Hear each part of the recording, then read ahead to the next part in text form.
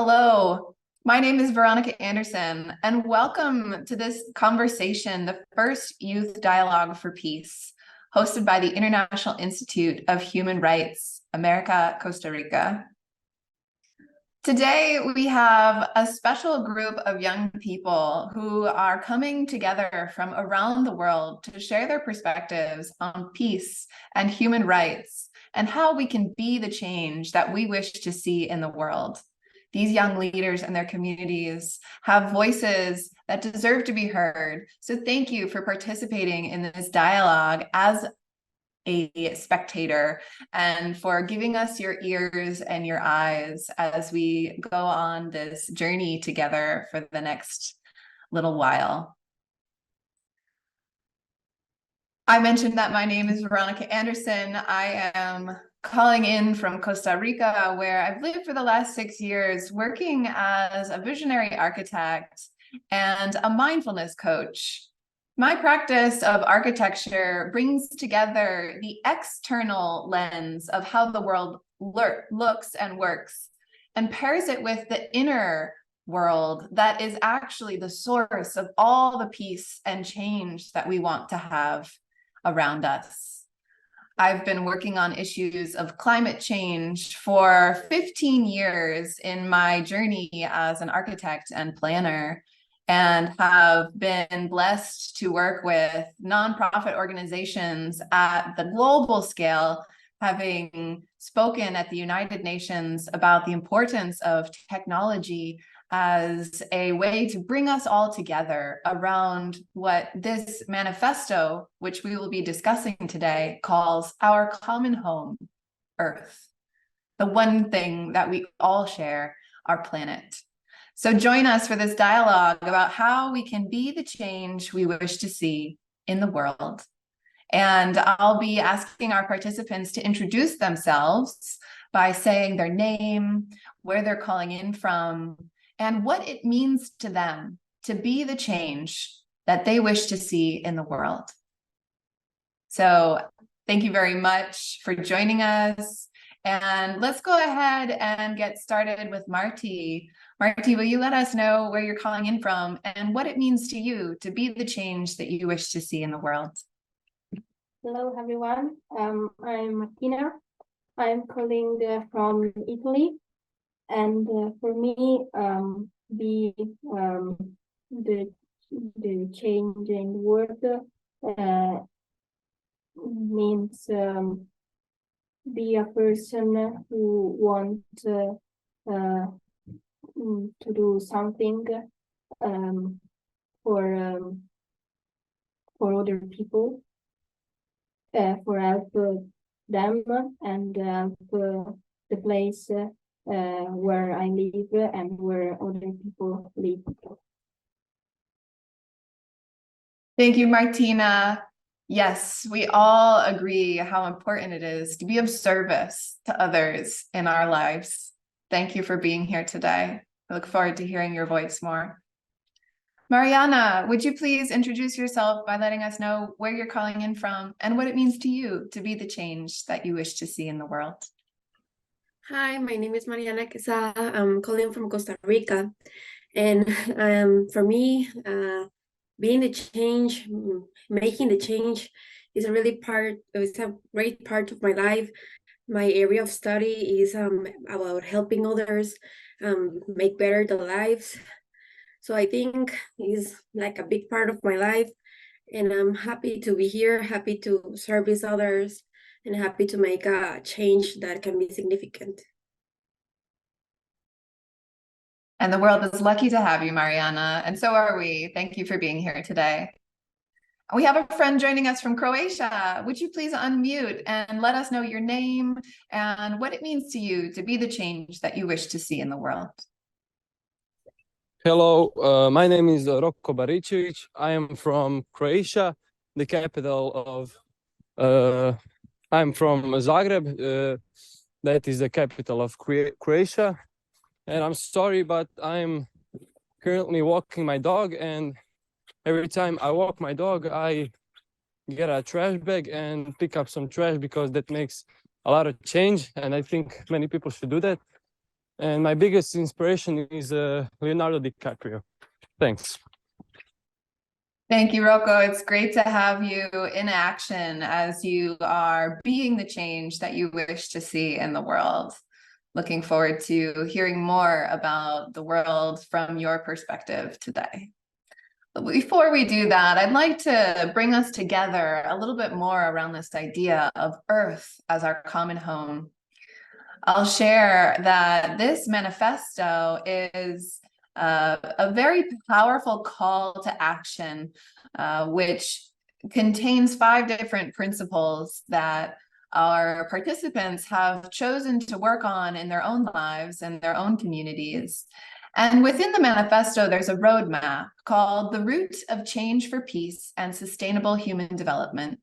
And this is an intention which our whole community of young people, young professionals, and others who are in service to this world that works for all have put together for the year 2023 and 2024.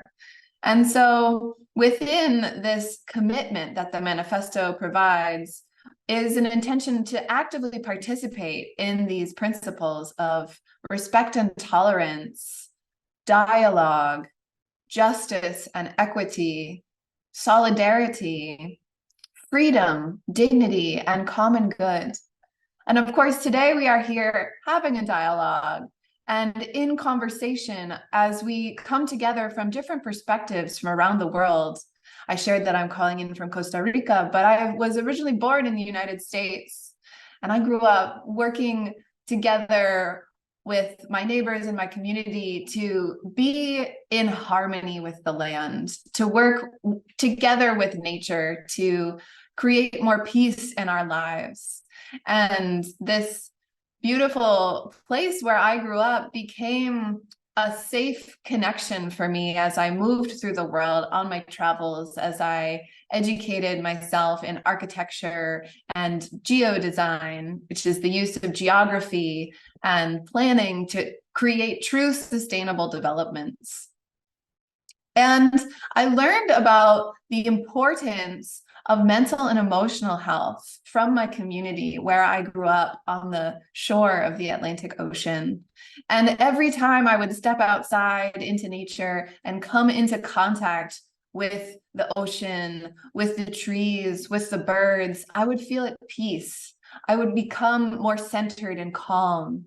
And I learned to meditate and walk so that I could come out of my painful emotions like anger and hatred. And as I did this, I realized how different the world would be if everybody had access to nature, had access to their own sense of peace and empowerment, the way that I was lucky enough to experience it. And so I set off on this journey to understand how to bring more inner peace to the world so that we could experience more outer peace. And I went about this through my lens as an architect. I studied the way that buildings affect the people who live inside of them and began to awaken to this concept of the relationship between people and their environment.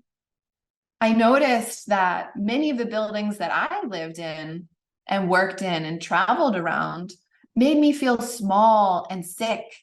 They were hard surfaces with sharp edges that made me unhappy, uninspired. They made me feel disconnected from nature. And so I began to explore other alternatives.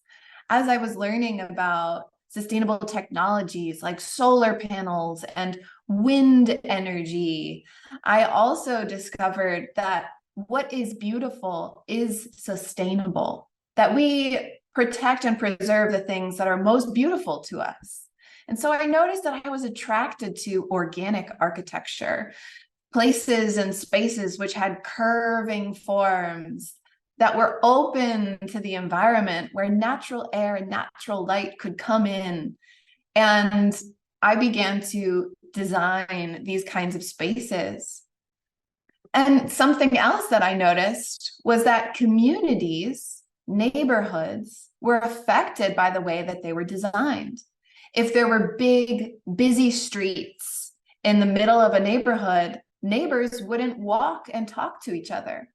Cities, like the city of Philadelphia, where I studied architecture and geodesign, were completely devoid of trees and plants. There were no animals or any presence of nature around me in the city. And I noticed that that affected my mental health and made it hard for me to reach out and be kind to strangers and the people around me. And so I began to explore, how can we build communities which make us feel peaceful, which bring us together, not just with each other, not just with ourselves, but also with the earth. And so that's when I discovered permaculture and began to explore regenerative communities where people could live hand in hand with nature and work together to grow their own food, to make their own art, to run their own businesses, to educate their own children, and together begin to create this world that works for all of life.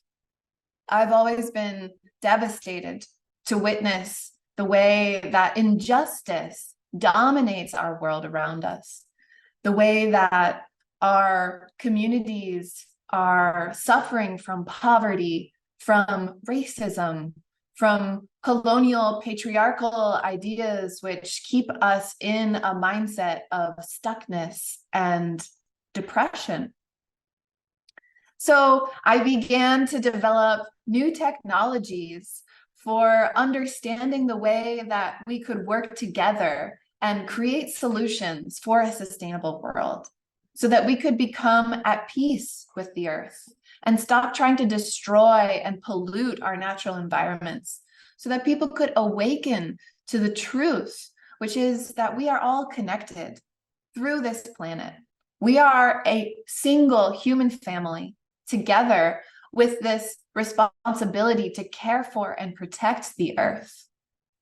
So I began to develop an application, an app for your phone or your computer called Home Dash. It's a dashboard for visualizing the heartbeat of Mother Earth. And that's HOME. So it reminds us that Earth is our home, which is something that this manifesto reminds us of as well. It reminds us through this principle of solidarity, where we are in solidarity with the earth, where we know that it's important to stand for the care and protection of everything that surrounds us. So this application that I built is meant to bring us into solidarity with one another, because so often we feel like, I'm just one person, and what do I have to say? How can I really make a difference? Nobody else wants to change. This world isn't going to change. I might as well just get ahead. I might as well just focus on myself. But here today, we are a group of young people who are standing for another way, a way of service to each other and to the earth and to our communities. And so we are being that change that we wish to see. In my career, this has looked like taking the architecture school tools that I learned in school and turning them around to create new ways of being in service through technology and through ancient wisdom. I used the word permaculture earlier, and this is actually a return to our indigenous way of relating to the earth. It's a worldview which reminds us that in this moment, nature is the greatest teacher we have. So today we'll be exploring with our young participants how they have taken these principles from the manifesto and applied them with their own education, with their own passions, to become the change that they wish to see in the world. And I'd like to welcome the new participants who have joined our panel. If you are here and would like to be included in the discussion, please turn your cameras on if you can. keeping your camera on throughout the dialogue will allow us to have an open and free flow where we can create together a conversation that can help us to share our perspectives and arrive at new understanding from each other. While you get your cameras turned on, I'll begin to direct us towards a focus on the principles from the manifesto, the roadmap for peace and sustainable human development. Our first principle is respect and tolerance. The manifesto encourages the importance of equity, equality, and respect between different cultures, ethnicities, religions, and social groups.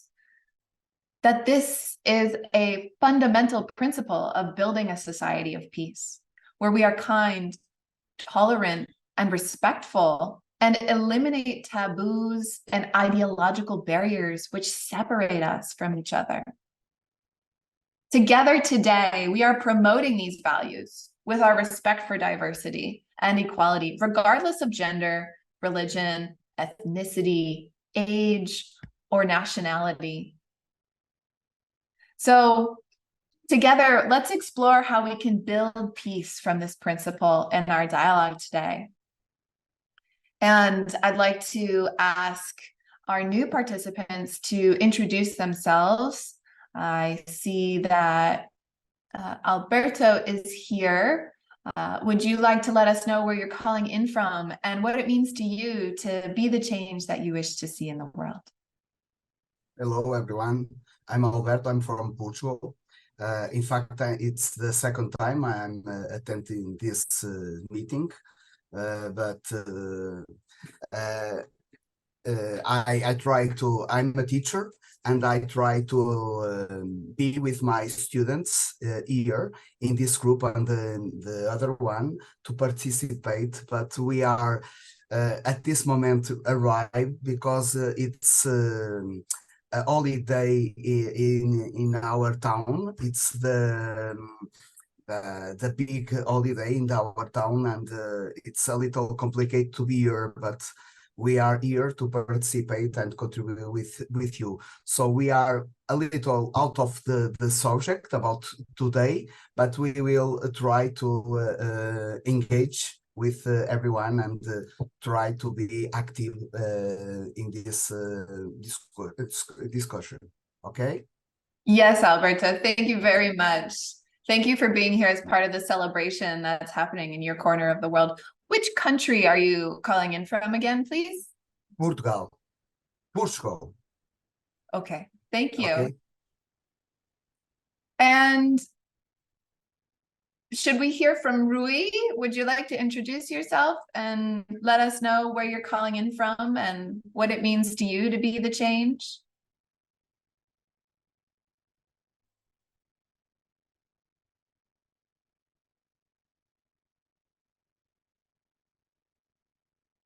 Just go ahead and unmute yourself. Hello.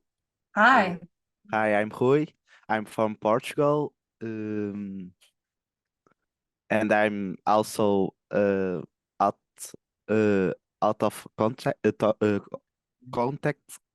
the topic here, but I'm here to talk with you and with the others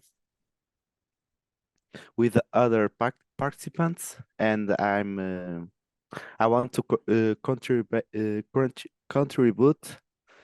to this topic. Thank you so much for being here, Pui. This is a blessing to have such a diverse group of people. And let's hear from Gonzalo.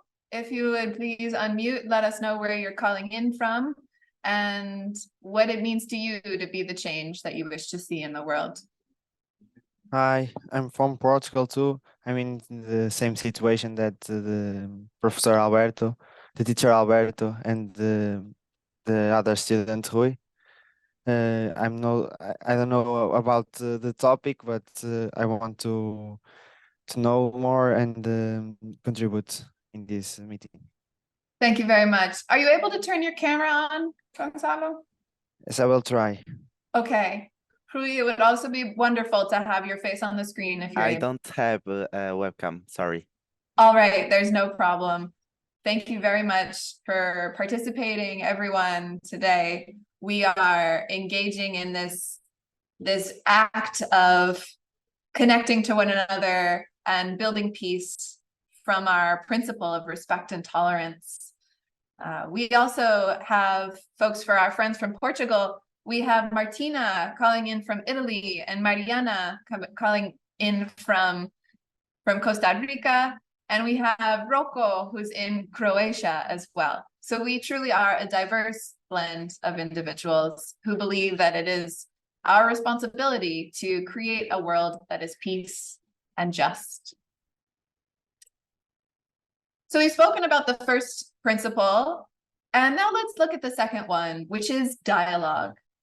Today, we are actively participating in this principle coming to life, manifesting the manifesto. And the intention from this manifesto with the second principle of dialogue is that we promote dialogue in which respect and understanding prevail, where we can encourage a conversation, debate, and the exchange of ideas always within the framework of respectful and inclusive dialogue. So this is what we'll be sharing our opinions around.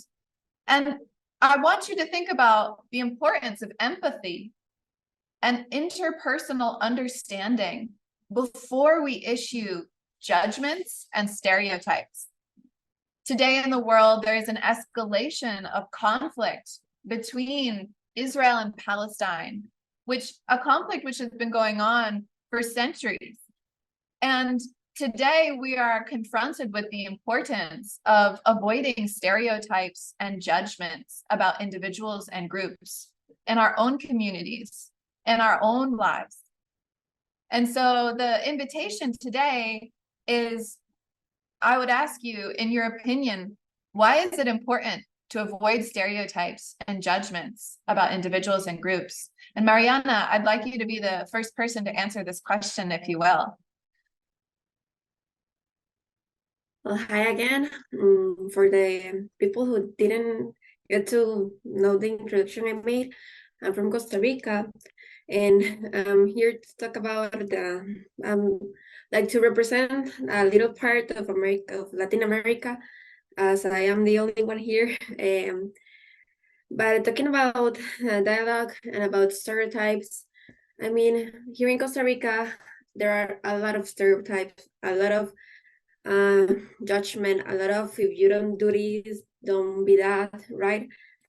And I think it's important to not be that way, to not have a lot of judgment, to let people be what they want to be, let people do what they want. We have to be what we want. It is not right to judge people just by their looks, by their looks, the places, their work, their environment.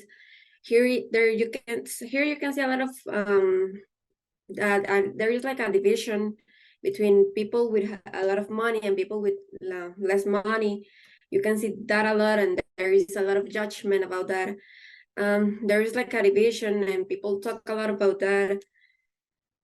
And from my perspective and my point of view on what I do, I really don't believe in stereotypes. I don't believe that we have differences. I believe that we are I am a person. I do what I love. I do what I like. I respect others as much as I like to be respected. Yeah, I think we have to be respectful with others, starting with first principle. I think the first principle is like the basis of all of this. We have to be respectful. We have to have tolerance. And that's how we can have a great dialogue. If we don't have that respect and if we don't have that initiative, there cannot be a dialogue, and there can be like a change. So yeah. Thank you very much, Mariana, for your perspective and for sharing that you don't believe in stereotypes. This is a powerful statement for the future that we all want to see. The next opinion I would like to hear is from Mariana. Mariana, would you please share with us why it's important to avoid stereotypes and judgments about individuals or groups? Martina, forgive me, Martina, please.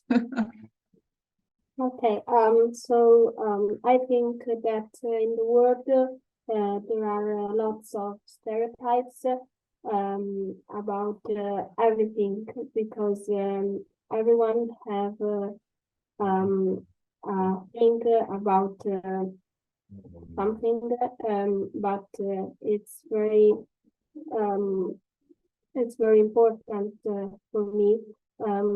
Don't believe in that in these stereotypes because in the most cases are wrong. For me, the tolerance and the respect are the most important things. Especially if we doesn't know, if you don't know the other person, and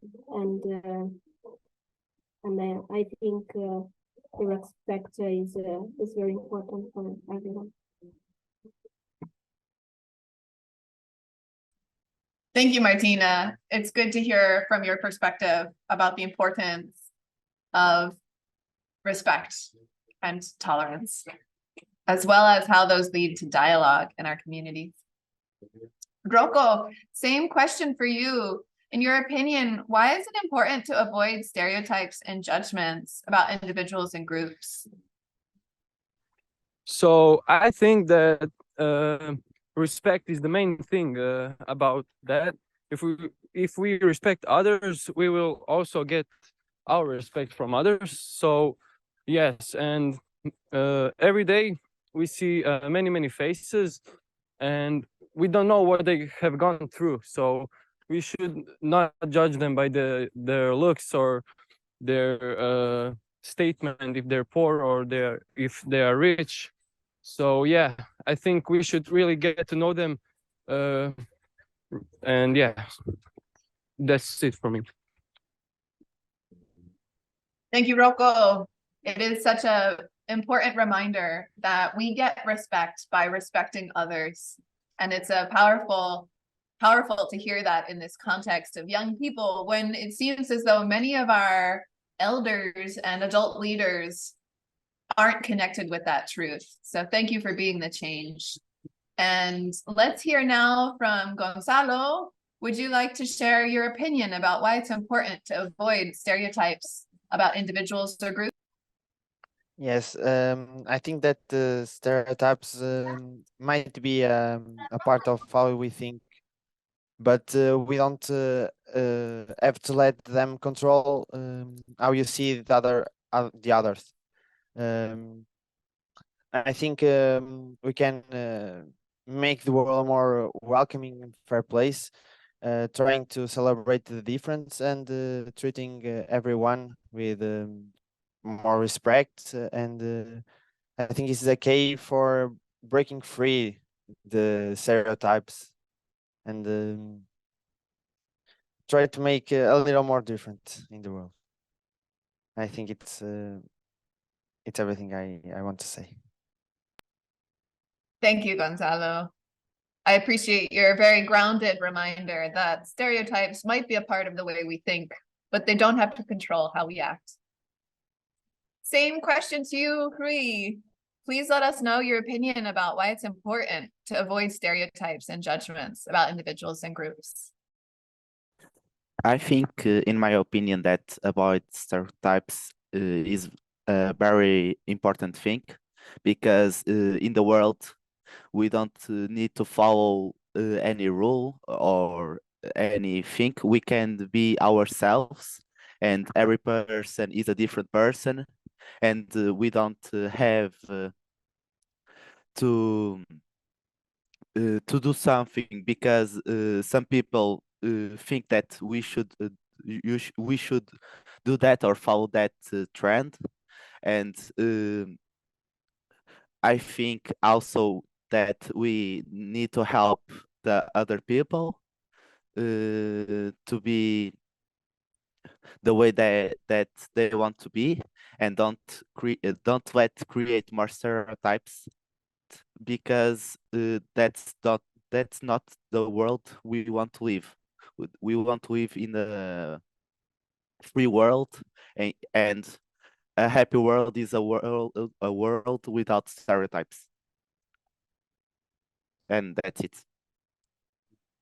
Thank you, Rui. This is a beautiful reminder that we should help each other to be our authentic, true selves so that we can have a happy and peaceful world. Thank you all for your reminders about the importance of respect and tolerance and dialogue. Let's continue forward as we work towards understanding the third principle of justice and equity. The existence of violence and poverty, migration, drug trafficking, corruption, drugs, a lack of education in human rights and citizenship, all of these generate an unstable, unjust, and unequal world. Can you please give some examples of this or other forms of injustice from your own community and share with us about how you vision a better world? Let's start again with you, Mariana. Okay, how I mentioned before, there is a lot of difference. There is like a line, literally, of people that have a lot of money and people that don't, and that is like a judgment that is formed daily here in Costa Rica. The difference is very big. However, there are a lot of injustice, I think, in this same topic, and another topics like the injustice of towards women, towards the equity that we have in workspace, in learning, in like progressing as a person, not just as a woman, like as a person too.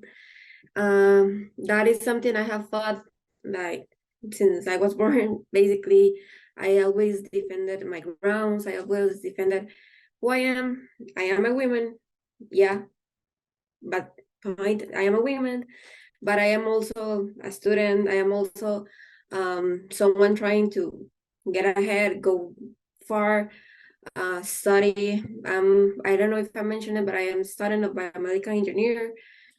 And that is my point. There is a lot of competition, but we are all biomedical engineers at the end of the time. And yeah, I have fought a lot to get justice, to be a country that has equity. However, there are a lot of like divisions. I see it like a line, and some people are here and some people are there. And I mean, it's really sometimes it's really like frustrating seeing that, but we fought, we do whatever we can, and that's why we're here. Thank you, Mariana, for reminding us of the importance of gender equality, which is one of the 17 Sustainable Development Goals. It reminds us that the equal treatment of all people is a foundational component of our sustainable human development. Yes, thank you, Mariana. Martina, same question to you. Can you give us some examples of injustice that you've experienced in your own life and how you are creating a shift towards peace? Well, I think that in the world there are lots of injustice. For example, the not equality between men and women. I'm only just a student, but I can see this not equality in my town. Every year, every day, I can see in the internet injustice like the war, the wars in the world. It's it's a very bad thing that we have such many injustice, and I think that in the world we can't sorry, in the world we can make a difference with little things we do every day.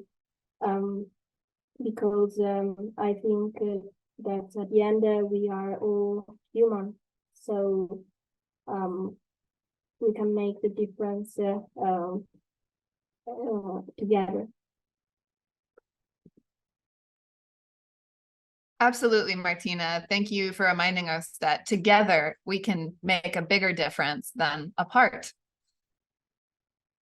Let's go to Rocco now and hear from you about any form of injustice in your community that you are working on creating a shift around. So I will say that in my class, we are mostly men, and there are 2 women in our class. And many friends from my class say that they are not capable of doing the job we do, and that they are too weak. But I don't respect that. I think they're exactly like we. They're also strong as we if they really just try like us. And another example, if someone has a problem like autism or some disability, they're not any more less worth than us. So yeah, that's it for me. Thank you, Rocco, for reminding us that we are all connected and have a role to play in our human family. Let us hear from Gonzalo now. Same question. Can you share with us about any form of injustice in your community and how you're creating a shift towards peace? Yes, fortunately, Portugal is a rich cultural heritage and warm, hospitable country. But we have some issues. May think about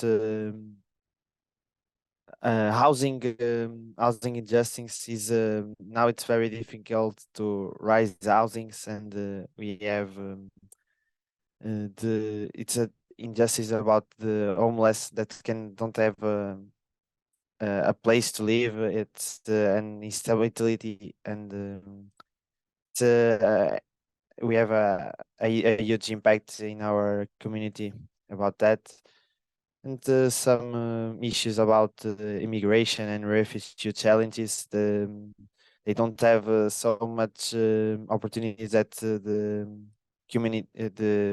Portuguese community have in Portugal. Is some and I think that we are trying to raise uh, and avoid these issues, but we need to try to create solutions, and because we need to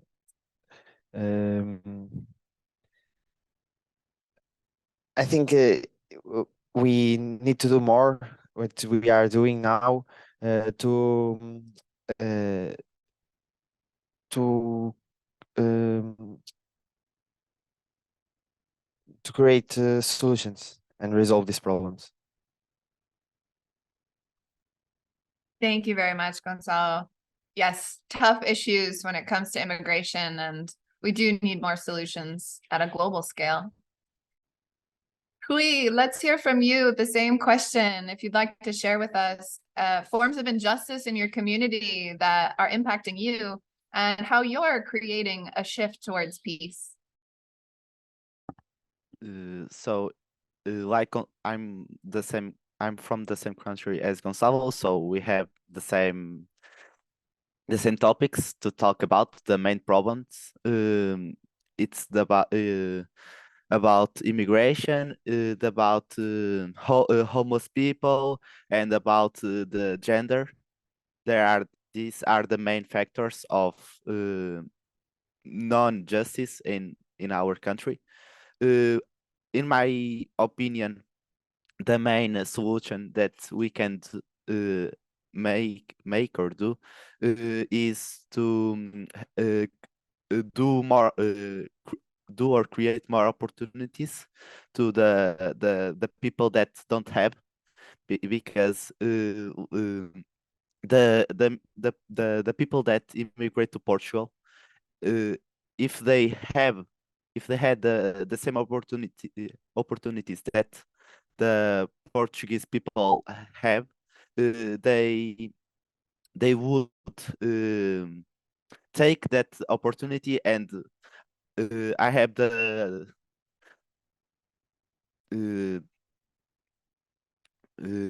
and they don't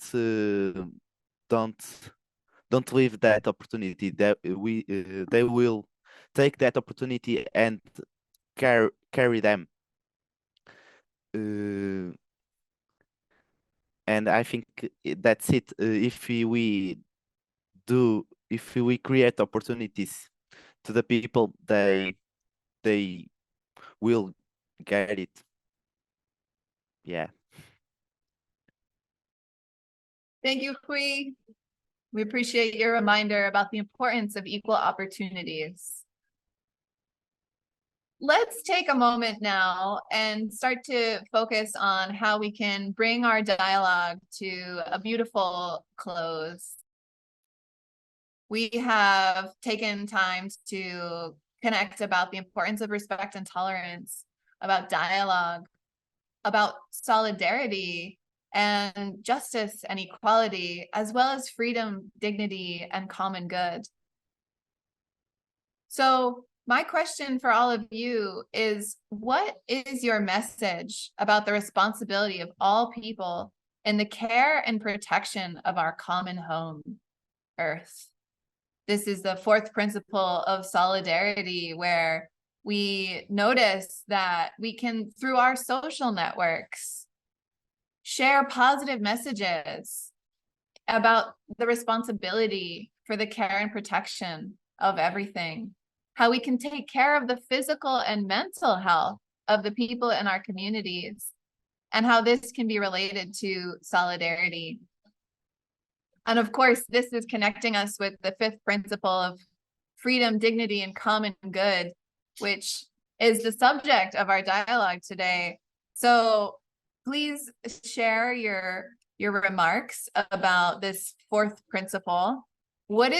Mariana, what is your message about the responsibility of all people in the care and protection of our common home?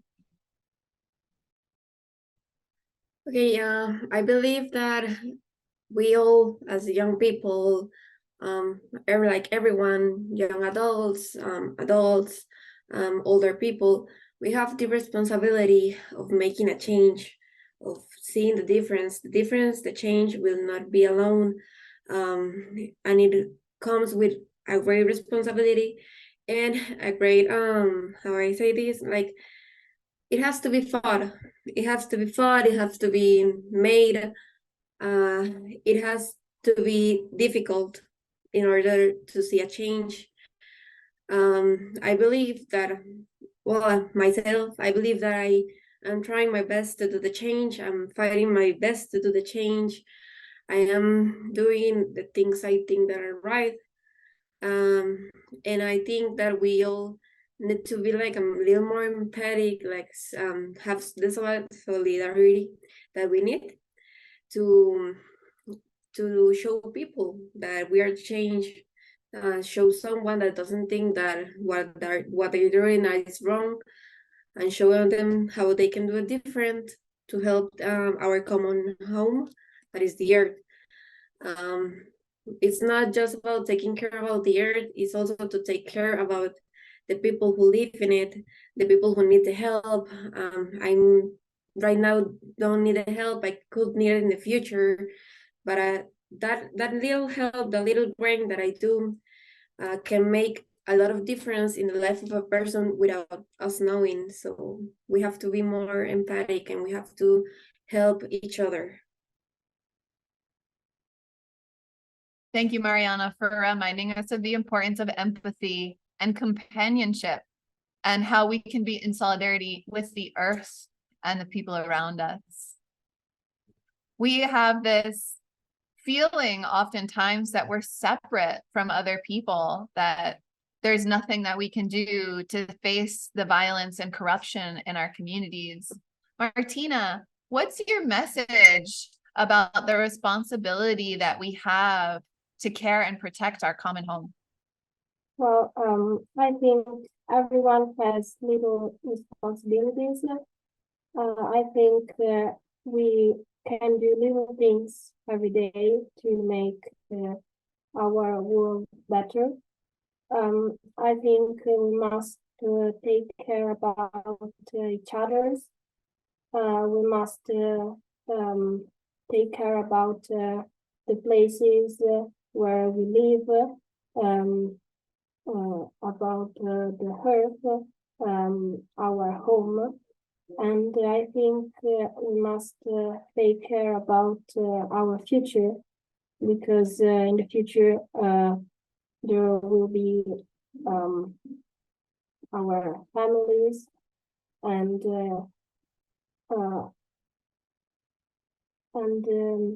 I think that together we can make the difference,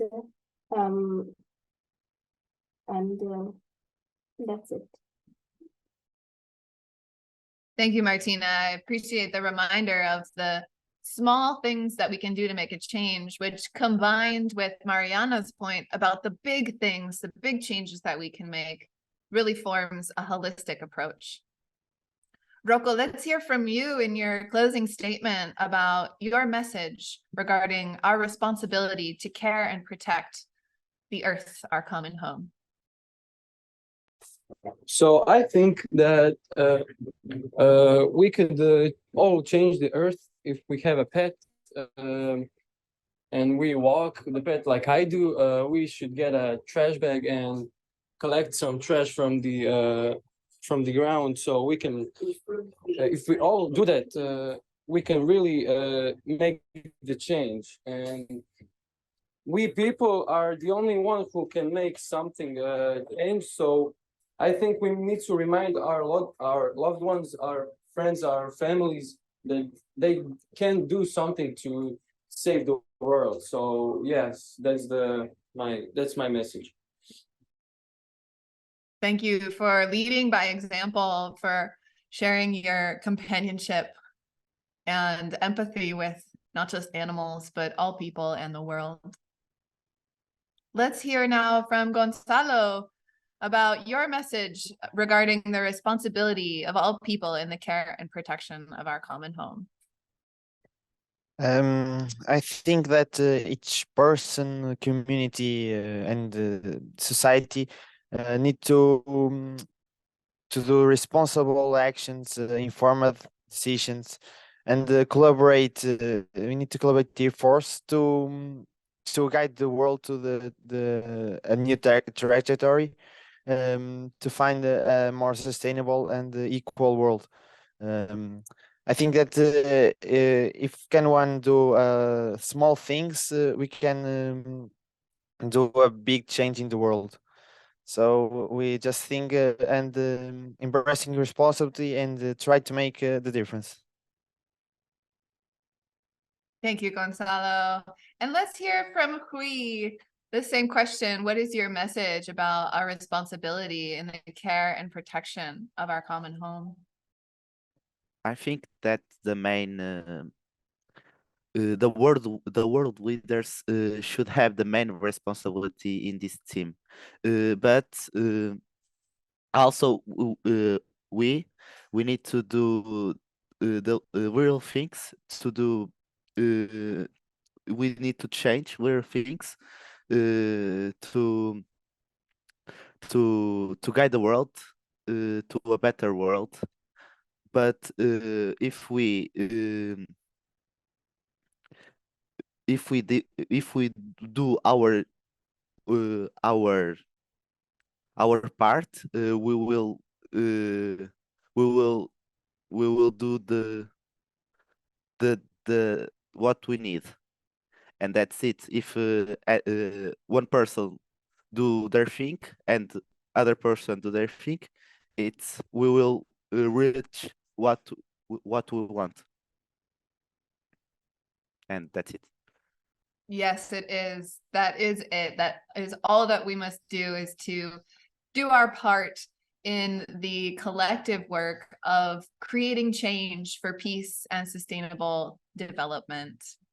I'd love to encourage all of you gathered here today to continue your work standing for the change and sustainable development that we want to see. Each of the young voices that you've heard today is a leader in their community in small ways and big ways, and not just at the small local scale, but now at a global scale, as they've given us an example of what is the reality in all these many corners of the world. Today, we've heard from young people in Costa Rica, Italia, Portugal, Croatia, and all of the rest of this network of the Institute for Human Rights.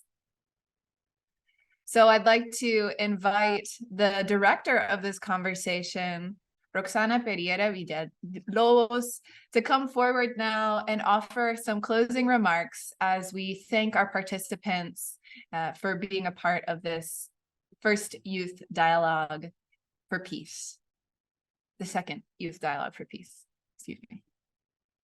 And Alberto and Rui, Gonzalo and Rocco, Martina, Mariana, thank you very much for being here, part of this discussion.